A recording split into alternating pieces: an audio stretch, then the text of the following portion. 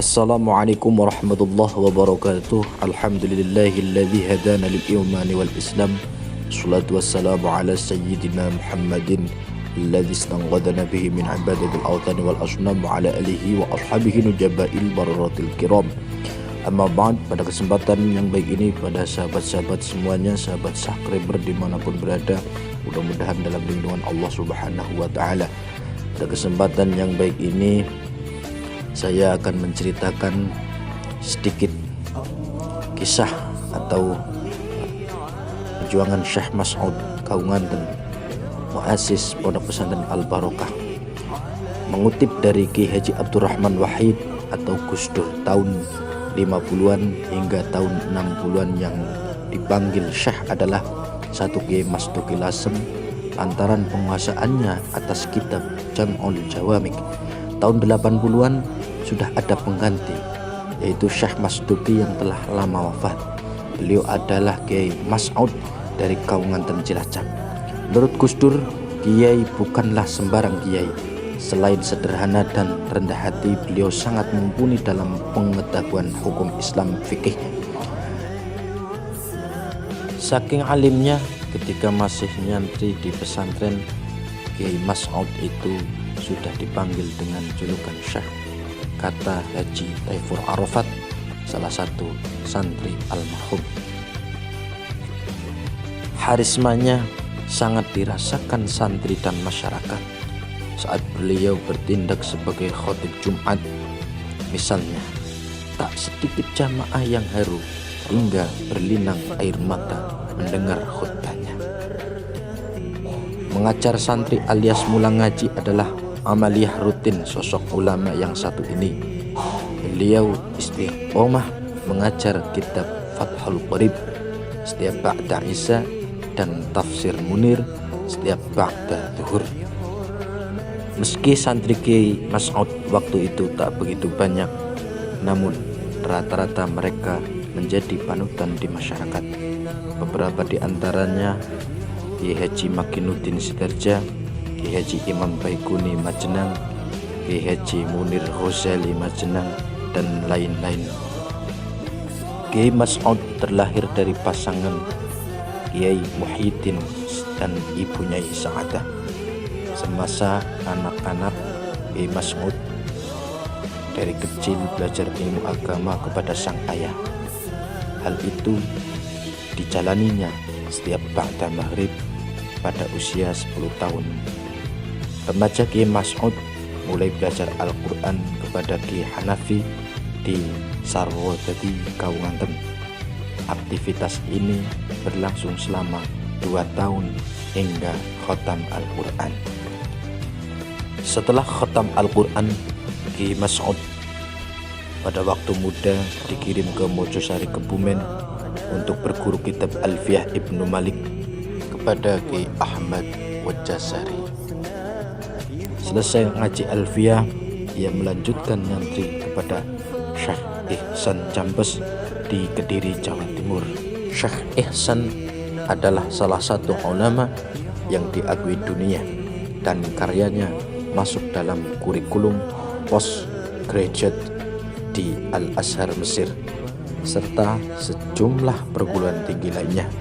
Dua karya populer Syekh Ihsan adalah kitab Sirajut Thalibin dan kitab Manahijul Imdad. Sekitar 7 tahun lamanya remaja Syekh Mas'ud berguru kepada Syekh Ihsan di Jambes.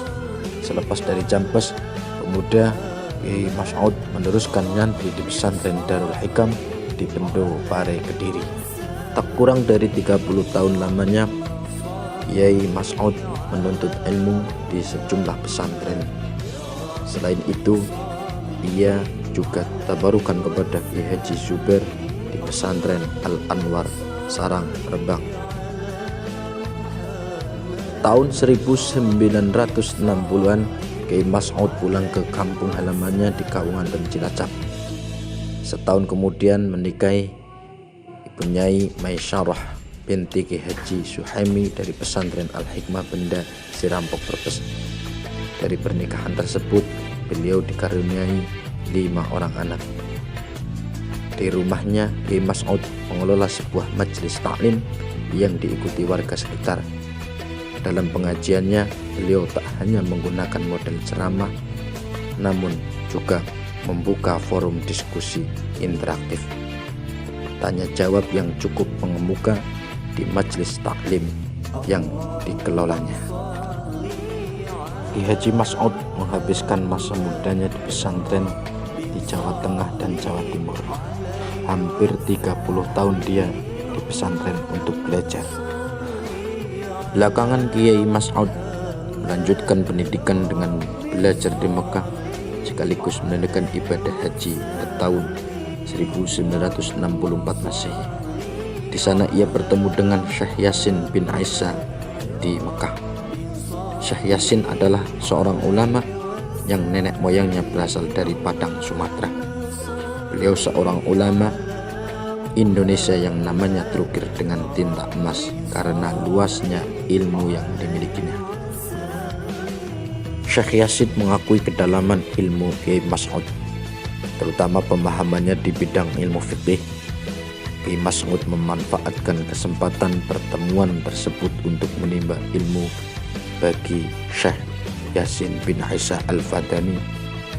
Beberapa kitab yang tidak sempat ia pelajari selama di pesantren dulu, ia meminta gelar pada buku-buku yang belum dipelajari kepada Syekh Yasin bin Aisyah. Usai pertemuan, Syekh Mas'ud sering mengirimkan surat kepada Syekh Yasin. Kiai Mas'ud juga bertemu dengan Syekh Yasin bin Aisyah Al-Fadani, yaitu ketika Syekh Yasin berkunjung ke Indonesia pada tahun 1990 Masehi. Kiai Mas'ud sering diajak berkonsultasi dan berkorespondensi dengan mereka untuk menyelesaikan permasalahan fikih yang melibatkan ulama Timur Tengah. Hingga akhir hayatnya, Kiai Mas'ud tidak pernah berhenti untuk mempelajari kitab kuning sebagai rujukan ajaran Islam.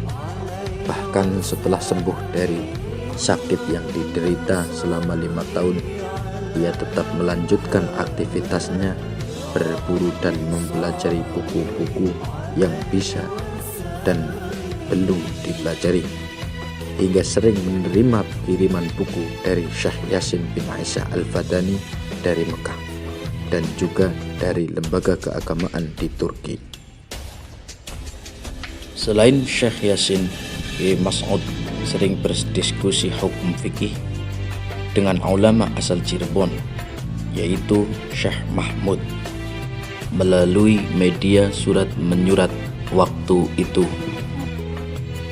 Hasil perburuan buku rujukan atau disebut maroji dengan Syekh Mahmud asal Cirebon kemudian dijadikan rujukan oleh Syekh Mas'ud untuk karyanya yang berjudul Masailus Syata, yang berisi tanya jawab tentang masalah keagamaan waqi'iyah yang terjadi dan berkembang di masyarakat. Buku tersebut terdiri dari 2 jilid, diselesaikan dan disusun atau disyarahkan oleh putra beliau yang bernama Kiai Haji Hazim Mas'ud atau Gus Hazim. Buku tersebut kini tersedia di Pondok Pesantren Al-Barokah Kabupaten dan tersedia untuk umum.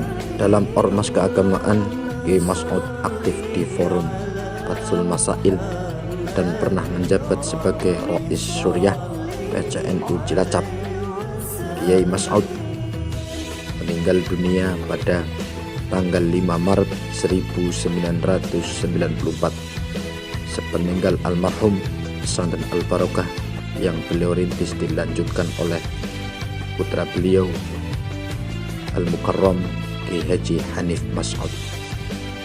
Mudah-mudahan video saya ini bisa menambah rasa mahabbah kita kepada sholihin, pada orang-orang soleh min auliyaillah, guru-guru kita yang ada di pesantren Al-Barokah khususnya. Mudah-mudahan kita semua golong menjadi santri Al-Maqbulah Kiai Haji Syekh Mas'ud Kaungan. Kurang lebihnya mohon maaf. Akhirul kalam. wal afu minkum. Assalamualaikum warahmatullahi wabarakatuh.